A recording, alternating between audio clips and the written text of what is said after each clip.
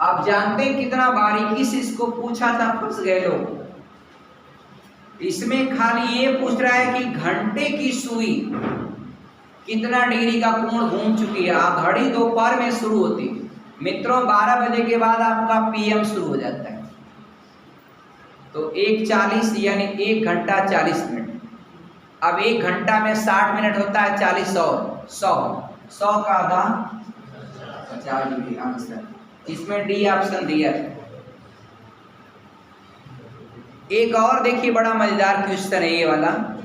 8:45 बजे, तो ये आपका टाइम दिया हुआ 8:45 बजे।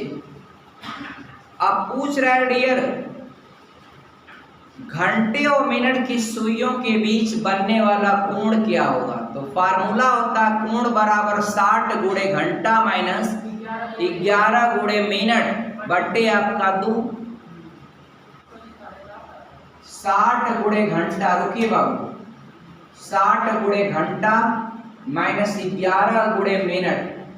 बस इसमें हमको अंतर लेना है, बड़ा छोटा नहीं लिखेंगे।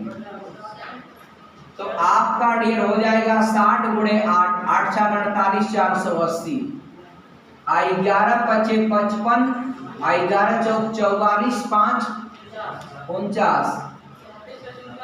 हाँ लिख रहा हूँ बाबू, वही लिख रहा हूँ। अब घटाइएगा तो 15/2, तो 15/2 7.5 डिग्री है। बस यही सही है। आपका ऑप्शन दिया 10.5, 9.5, 7.5 और 8.5। तो ये लड़का जो है 10.5 पर ट्रिक लगाए, एकदम अंजादी मार रहे हैं जैसे लग रहा है ट्रिक। आप बताइए ये सवाल मित्रों हम बताएं कि नहीं बताएं आप, कि किसी भी दिए गए समय पर घंटे और मिनट की सुइयों के बीच बनने वाला कोण ज्ञात करने के लिए फार्मूला 60 गुणे घंटा माइनस 11 गुणे मिनट बटे 2। अब क्या करते हैं लोग, रिवाइज तो करते नहीं। आपका बराबर रातों दिन एक करके पढ़ना चाहिए ना, रिवीजन करना चाहिए। रिवीजन करेंगे नहीं तो परीक्षा में जाकर के कुछ क्वेश्चन तो गलत हो जाएगा ना। ये क्वेश्चन गलत होना चाहिए था, नहीं होना चाहिए था। एक्सीडेंट का सवाल ये देखिए, कैलेंडर का सवाल है। देखिए बहुत मजा आएगा, तुरंत लगा भी देंगे आपका। देखिए ये देखिए 12 मार्च क्वेश्चन है। 12 मार्च 2008 को रविवार था। हाँ आप लोग पढ़ लीजिए, शर्मा जी रिजर्व में बैठे हैं, पढ़ लीजिए आप लोग। 2008 को रविवार था।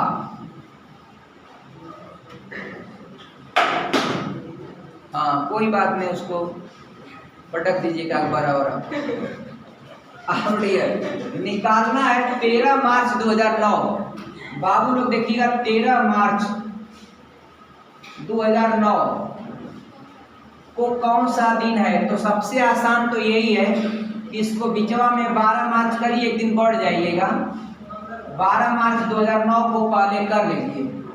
तो ये जब दोनों डेटें समान होती तो साल में अंतर 1 साल का है, और उसमें लीप ईयर का कोई चक्कर है नहीं, तो एक विषम दिन होता है। तो एक विषम दिन है तो एक दिन बढ़ जाइए, तो आपका ये हो जाएगा सोमवार। तो ये सोमवार होगा तो एक दिन और बढ़ जाएंगे 13 मार्च, तो ये क्या हो जाएगा मंगलवार। कैलेंडर का 4 सवाल दिया, एक तो फिर दिया। यदि 6 अप्रैल को मंगलवार है, क अप्रैल को है 6 अप्रैल को मंगलवार है मित्रों। अब कह रहा है कि 3 मई को कौन सा दिन होगा। तो आपको पता है कि 7 दिन बाद वही दिन आता है। तो जोड़िए 7 प्लस करिए 13, 13 7 20, 20 7 27, 27 7। आपको अप्रैल में 30 दिन होता है। तो 27 के बाद 3 दिन जोड़िए तो 30 हो जाएगा। आज 4 तारीख, तो रुकिए 4 को यही दिन आएगा मंगलवार। अब 4 को मंगलवार है तो आपको 3 को बताना है, तो एक दिन बिफोर कर लीजिए आपका। तो आपका सही जवाब होगा इसमें सोमवार। ये ऑप्शन इन्होंने सही किया है, सोमवार। कौन सा सोमवार। कोई कंफ्यूजन नहीं ना किसी को। सचिन का वेतन रवि के वेतन से कितना % कम है। इसका ट्रिक होता है कमी % बराबर अधिक % बटे अधिक की दशा में प्लस होता है। 100 प्लस अधिक % गुणे आपका 100। अधिक कितना है 40 बटे 140 गुणे 100 हो जाएगा। 100 में 40 जोड़ देंगे, 0 0 काटेंगे, 2 दूना के 4, 2 सत्ते 14, ये 200 बटे 7, 7 दूना के 14 और 6, 7 बटे 56 सही 4 बटे 7, 28 सही 4 बटे 7% वाला ऑप्शन जो है आप जानते हैं दशमलव में दे दिया है तो ठीक है। एक ही विकल्प 28.57 कर दीजिएगा। एक ही विकल्प 28.57%, तो इसमें कोई गलती नहीं। सुबह में 7 बजे दिखती, 7 पर घंटा वाली और मिनट वाली 12 पर। अब डियर बोल रहा है जब घड़ी शाम को 7 बजे दिखती है तो घंटे की सुई कितने डिग्री घूमेगी।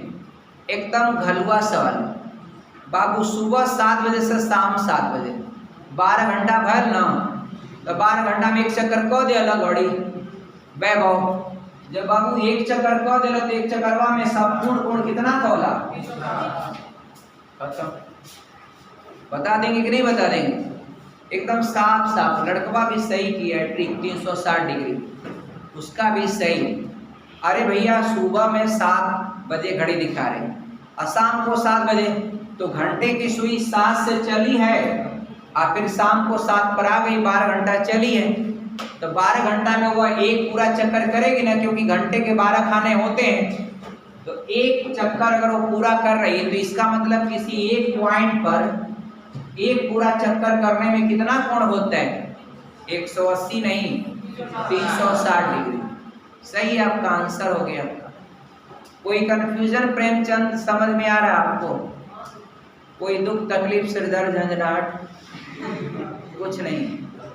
और जानते हैं देखिए बड़े शहरों में होता है कि लड़के जब जाते हैं बड़े शहरों में तो वो अपने को दृढ़ निश्चय करके जाते हैं कि हम ये सफलता हासिल करके लौटेंगे। यहाँ पर तो जब मर्जी तब छुट्टी, जब मर्जी तब बंद। कोई लड़के देख रहे हैं जब मर्जी तब 2 महीना चलना पड़े गायब। ऐसी सफलता मिलती है। बढ़िया सवाल देखिए क्या अगला देखिए। अब तो कितना बढ़िया क्वेश्चन दिया है।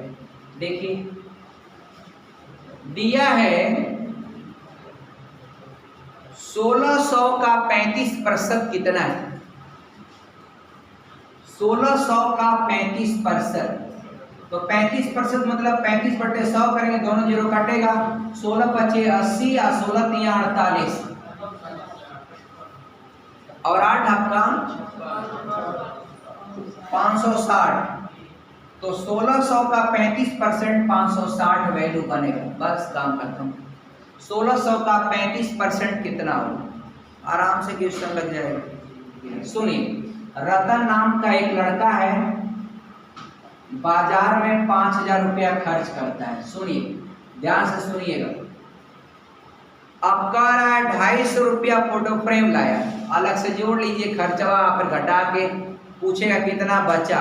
नहीं परसेंटेज में डाल दिया तो घबराइए मत, लगाते हैं। देखिए 250 रुपया फ्रेम में और डियर 1800 रुपये का हेलमेट, 1800 रुपये का हेलमेट और 2000 रुपये की किताब। 2000 रुपये की किताब। कितना बढ़िया लड़का है, बढ़िया लड़का है कि नहीं? बहुत बढ़िया लड़का है। और 950 रुपया जो है फीस भी लेता है ट्यूशन की। कितना बढ़िया लड़का है। देखिए अब इतना खर्च किया है बाबू, जोड़िए तो जरा कितना खर्च किया है। 5 5 10 और 9 18 2 20 और 5,000 रुपया खर्च किया, खत्म, 1 रुपया नहीं बचा यार डियर, बचा नहीं बचा। कह रहा है कि किताबों पर, तो ये नहीं है आपका डियर, मैंने अंतिम लाइन नहीं पढ़ी थी, वो बोला है कि कितना रुपए खर्च करता, आप खाली एक लाइन पूछ रहा है किताबों पर कितना प्रतिशत खर्च किया। ये भैया देखिए कितना प्रतिशत खर्च किया, तो पहली बात तो 100% खर्च कर दिया। क्या है खर्च, 100% खर्च कर दिया, क्योंकि 5,000 रुपया खर्च हो गए, तो 100% इसको मानेंगे ना, 5,000 को ही ना मानेंगे। किताबिया पर कितना है 2,000, आप बट्टे नीचे 5,000, आप परसेंटेज में लाने के लिए 100 से गुणा कटा, और आपका 5 से 20 गुना के 40%। किताब पर वह कितना खर्च किया 40। बहुत अच्छा लड़का है। और आप लोग आपका किताब पर कितना खर्च करते हैं, किताब खरीदते ही नहीं आप लोग आपका डियर। 1 2 3 5 7 कह रहा है कि इसका औसत ज्ञात करें, फाइंड द एवरेज। सबको जोड़िए, 3 3 6 5 11 7 18, आपको वो संख्या 18/5 करिए, 5 से 15, 5 छके 30, 3.6 इसका एवरेज होगा। पहला ऑप्शन सही, ये भी सही किए हैं। 10 संख्याओं का औसत 29 है। ये भैया 29 दब है, 10 संख्याओं का 29 दाम में 290, 10 संख्याओं का योग कर लेते हैं। यदि प्रत्येक संख्या में 3 कम कर दिया जाए भैया, 10 गो नंबर तो 10 या 30 को कम हो जाएगा, तो 290 में से 30 घटा दे बाद आपका कितना हो जाएगा 260।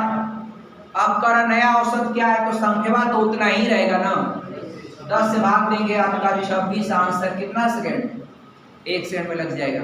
नहीं समझे सवाल। 15 छात्रों की कक्षा में औसत आयु कितना है सत्यम, 30 वर्ष। तो बाबू 15 छात्र हैं, औसत आयु 30 वर्ष है, तो 30 गुणे 15, 15 × 45, यानी 450 वर्ष।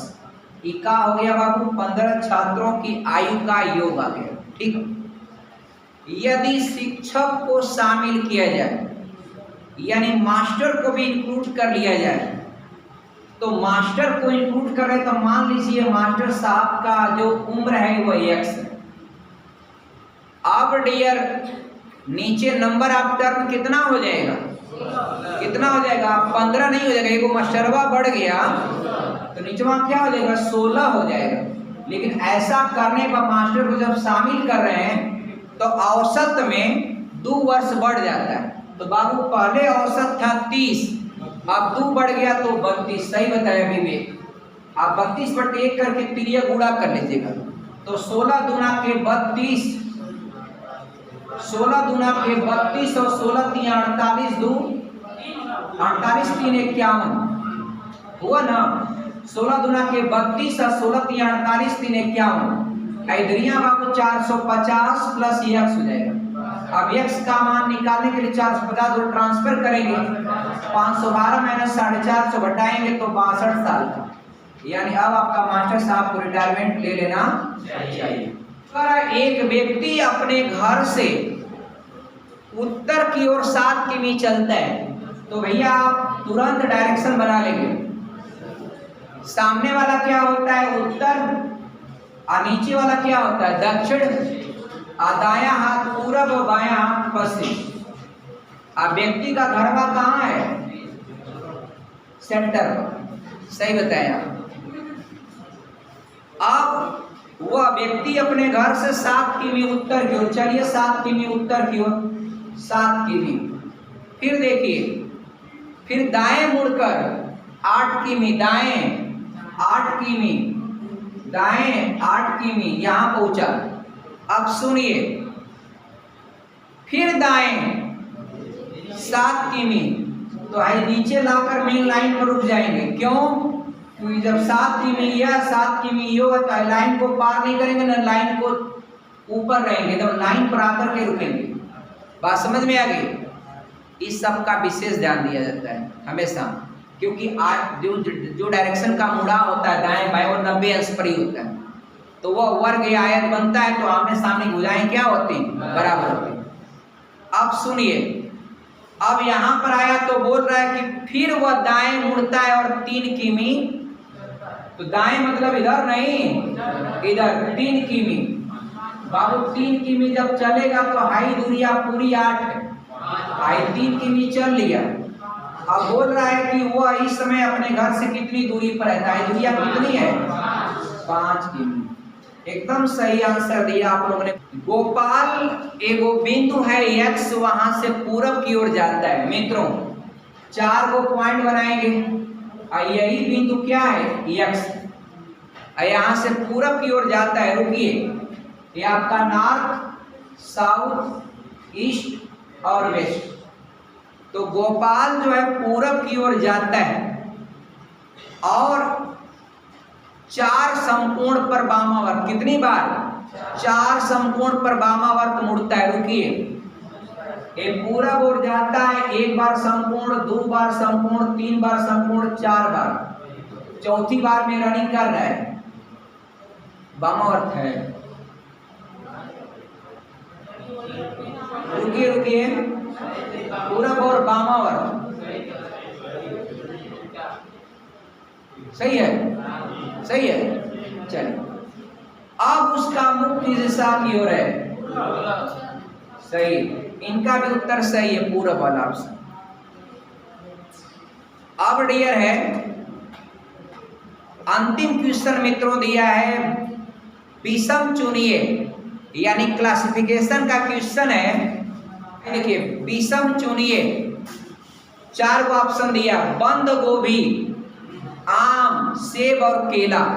आम सब केला फल है, बंद गोभी क्या है, सब्जी है, इसलिए इसमें कौन सा विषम चुनने में दिक्कत। अब देखिए,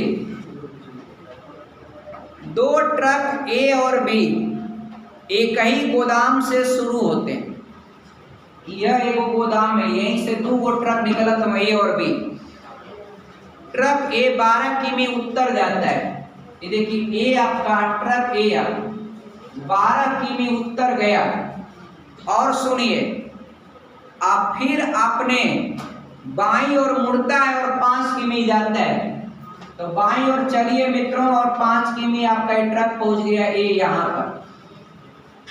और इसी बीच ट्रक बी, ध्यान से सुनिए, ट्रक बी 10 किमी पूरब जाता है, तो भैया 10 किमी इसको पूरब चलाइए, ट्रक बी, ये बी है। और फिर बाएं मुड़ता है, तो बाएं मतलब ऊपर, और 12 किमी चलता है। तो मित्रों 12 किमी मतलब इसी लाइन पर जाके रोकेंगे। अगर ए 12 है तो कॉमन सेंस का इस्तेमाल करिएगा, इसी पर रुकेंगे 12 किमी पर, मतलब इसी लाइन के सीध में रहना चाहिए।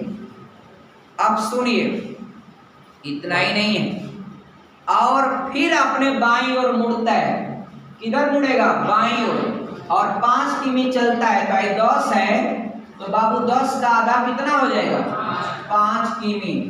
आई वो बी वाला ट्रकवा यहाँ, और ए वाला ट्रकवा यहाँ, ए वाला है बी वाला, हाई दूरिया 10 और 5 हो गया, तो 5 बचा है, अब 5 किमी इधर, तो 5 5 10। अब क्या पूछेगा दोनों ट्रकों के बीच की दूरी कितना है। तो अब बताइए बी के संदर्भ में, यानी बी के सापेक्ष जो ट्रक ए है वो दूरी नहीं पूछा है, किस दिशा में है, फंसा दिया। दूरी तो 10 किमी आपका सही है। ट्रक बी के सापेक्ष, आई वो बी के सापेक्ष यहाँ पर दिशा बनाएंगे, तो आई नॉर्थ, आई साउथ, आई ईस्ट, आई वेस्ट। तो ट्रक बी के सापेक्ष ट्रक ए किस दिशा में है। बहुत बहुत धन्यवाद, आपको पूरा सही बताया, 100%। मजा आया, यही था पेपर खत्म।